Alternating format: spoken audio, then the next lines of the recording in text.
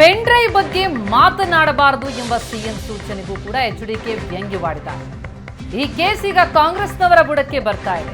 Pen drive case ಹಳ್ಳ ಹಿಡಿಸೋದಕ್ಕೆ ಈ ಸೂಚನೆ ಕೊಟ್ಟಿದ್ದಾರೆ. ಸಿಎಂ ಈಗ ಈ ವಿಷಯದ ಬಗ್ಗೆ ಮಾತನಾಡಬೇಡಿ ಅಂತಿದ್ದಾರೆ. ಕೇಸ್ ಹಳ್ಳ ಹಿಡಿಯೋ ಹಂತದಲ್ಲಿದೆ. ಈ ಕೇಸ್ನ ತಪ್ಪಿತಸ್ಥರಿಗೆ ಶಿಕ್ಷೆಯಾಗಲೇಬೇಕು. ಶಿಕ್ಷೆಯಾಗೋ ವಿಷಯದಲ್ಲಿ ನಾನು ರಾಜಿ ಆಗೋದಿಲ್ಲ.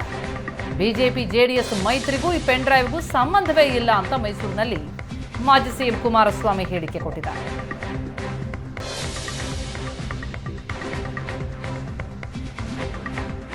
ಡ್ರೈವಿನ ಬಗ್ಗೆ ಯಾವ ಮಂತ್ರಿಗಳು ಕಾಂಗ್ರೆಸ್ ಕಾರ್ಯಕರ್ತರು ಯಾರೋ ಮಾತನಾಡಬೇಡಿ ಅಂತೇಳಿ ಮುಖ್ಯಮಂತ್ರಿಗಳು ಯಾಕೆ ಹೇಳಿಕೆ ಕೊಟ್ಟವ್ರೀಗ ಪತ್ರಿಕೆ ಬರೆದಿದ್ದೀರಲ್ಲ, ಸರ್ಕಾರಕ್ಕೆ ಮುಜುಗರ ಬರ್ತದೆ, ಕೆಟ್ಟ ಹೆಸರು ಬರ್ತದೆ, ಇದು ಮಾತಾಡಬೇಡಿ ಅಂತ ಈಗ ಯಾಕೆ ರಿಯಲೈಸ್ ಮಾಡ್ಕೊಂಡಿದ್ದೀರಿ? ನಿಮ್ಮ ಬುಡಕ್ಕೆ ಬರ್ತಾ ಇದೆಯಲ್ಲ, ಈಗ ಬರುತ್ತಲ್ಲ ಮುಂದಕ್ಕೆ, ಅದಕ್ಕೆ ಈಗ ಹೇಳಿದ್ದೀರ ಅಲ್ವಾ ನಿಮ್ಮ ಮಂತ್ರಿಗಳಿಗೆ ಮಾತಾಡಬೇಡಿ ಅಂತೇಳಿ. ಕಾನೂನಿನ ವ್ಯಾಪ್ತಿಯೊಳಗೆ ನಾನು ಒಂದು ಮಾತು ಹೇಳ್ತೇನೆ, ನಾನು ಈ ಪ್ರಕರಣದಲ್ಲಿ ಯಾರ್ಯಾರು ತಪ್ಪಿತಸ್ಥಿದ್ದಾರೆ ಶಿಕ್ಷೆ ಆಗಲೇಬೇಕು, ಅದರಲ್ಲಿ ನಾನು ರಾಜಿ ಇಲ್ಲ. ಅದರಿಂದ ಈ ಒಂದು ವಿಷಯಕ್ಕೆ ಸಂಬಂಧಪಟ್ಟಾಗೆ ಇದು ಅಂತಿಮವಾಗಿ ಹಳ್ಳ ಹಿಡಿಯತಕ್ಕಂಥ ಕೆಲಸ ಏನಾಗ್ತದೆ, ಇದು ಬೇರೆ ಹೆಚ್ಚಿನ ರೀತಿಯಲ್ಲಿ ತನಿಖೆ ಆಗಬೇಕಾಗಿದೆ. ನ್ಯಾಯಾಲಯದ ಮುಂದೆ ಈ ತನಿಖೆ ಸರಿಯಾದ ರೀತಿ ಹೋಗ್ತಕ್ಕಂಥ ನಿಟ್ಟಿನಲ್ಲಿ ಯಾವ ರೀತಿ ಒಂದು ಹೋರಾಟ ಮಾಡಬೇಕಾಗಿದೆ ಆ ಹೋರಾಟ ಮಾಡಿ.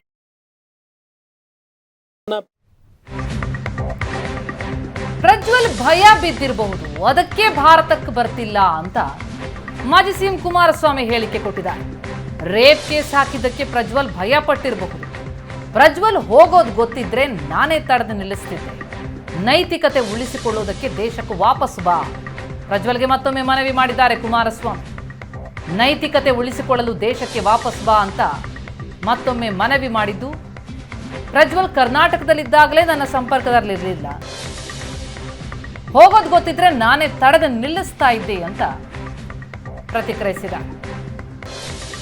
ಈ ಪಕ್ಷದ ಬಗ್ಗೆ ಗೌರವ ಇದ್ದರೆ ಎಲ್ಲಿದ್ದರೂ ಬರಬೇಕು. ದೇವೇಗೌಡರ ಬಗ್ಗೆ ಗೌರವ ಇದ್ದರೆ ಎಲ್ಲಿದ್ದರೂ ಮೊದಲು ಬಂದು SIT ತನಿಖೆಗೆ ಸಹಕಾರ ಕೊಡು ಅಂತ ಹೇಳಿದ್ದಾನೆ.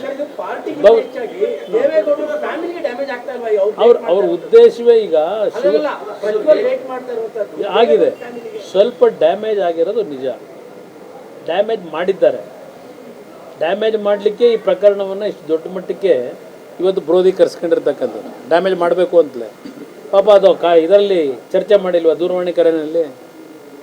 ಈಗಾಗಲೇ ದೇವೇಗೌಡರ ಕುಟುಂಬ ಸಂಪೂರ್ಣವಾಗಿ ಗೌರ್ಮೆಂಟ್ ತೀರ್ಮಾನ ಮಾಡಿಬಿಟ್ಟಿದ್ದೇವೆ, ನಾಶ ಮಾಡ್ತೀವಿ ಅಂತಕ್ಕಂಥದ್ದನ್ನು ಅವರೇ ಹೇಳಿಲ್ವಾ?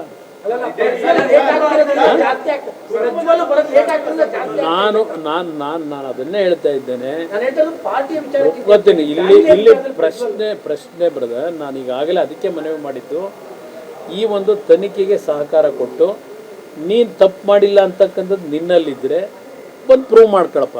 ತಪ್ಪಾಗಿದ್ರೆ ಶಿಕ್ಷೆಗೆ ತಲೆಬಾಗು ಅಂತಲೇ ನಾನು ಹೇಳ್ತಾ ಇರೋದು.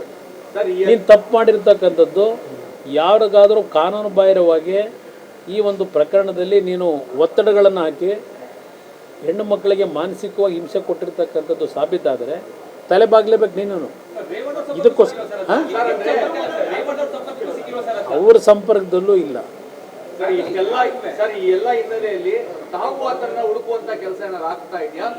ನಾನೆಲ್ಲಿ ಹುಡುಕ್ಲಿ? ಈಗ ನಾನೇನಾದರೂ ಎಲ್ಲಾದರೂ ವಿದೇಶಕ್ಕೆ ಹೋಗ್ಬಿಟ್ರಿ, ಈಗ ಅಯ್ಯೋ ಕುಮಾರಸ್ವಾಮಿ ಎಲ್ಲೋ ಅವನಿಗೆಲ್ಲ ಸೇಫ್ ಮಾಡೋಕೆ ಹೋಗ್ಬಿಟ್ಟು ಅಂದ್ಬಿಡ್ತಾರೆ. ಈಗ ಇದು ಬೇರೆ ನಮ್ಮ ಕರ್ಮ. ಇದು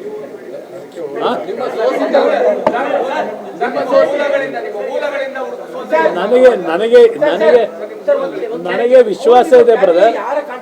ನನಗಿಲ್ಲ, ಯಾರ ಕಾಂಟ್ಯಾಕ್ಟ್ನಲ್ಲಿ ಇಲ್ಲ. ಅವರು ಕೆಲವು ವಕೀಲರುಗಳು ಅವ್ರಿಗೆ ಅಡ್ವೈಸ್ ಮಾಡ್ಕೊಂಡು ಇದೆಲ್ಲ ಆಗಿರೋದು. ನಮಗೆ ಗೊತ್ತಾಗಿದ್ದಿದ್ರೆ ಮುಂಚೆನೇ ಅವ್ನು 26ನೇ ತಾರೀಕು ಹೋಗ್ತಕ್ಕಂಥದ್ದು ಗೊತ್ತಾಗಿದ್ರೆ ನನಗೇನಾದರೂ ಅವತ್ತೇ ಸ್ಟಾಪ್ ಮಾಡ್ತಿದ್ದೆ, ಹೋಗಬೇಡ ಅಂತ.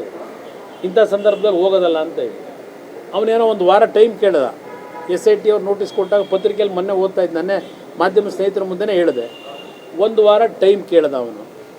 1 ವಾರ ಟೈಮ್ ಕೇಳಿದ್ರೆ ನಿರಾಕರಣೆ ಮಾಡಿ ಮತ್ತಿನ್ನೊಂದು ಕೇಸ್ನ ರೇಪ್ ಮಾಡಿದ್ದಾನೆ ಅಂತ ಹೇಳಿ ಇನ್ನೊಂದು ಕೇಸನ್ನು ಮಾಡ್ಕೊಂಡ್ರು ಅಂತಕ್ಕಂಥದ್ದು ಪತ್ರಿಕೆಯಲ್ಲಿ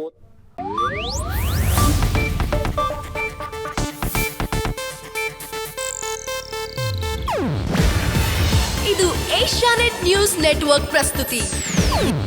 ನೀವು ನೋಡ್ತಿದ್ದೀರಾ ಏಷ್ಯಾನೆಟ್ ಸುವರ್ಣ ನ್ಯೂಸ್.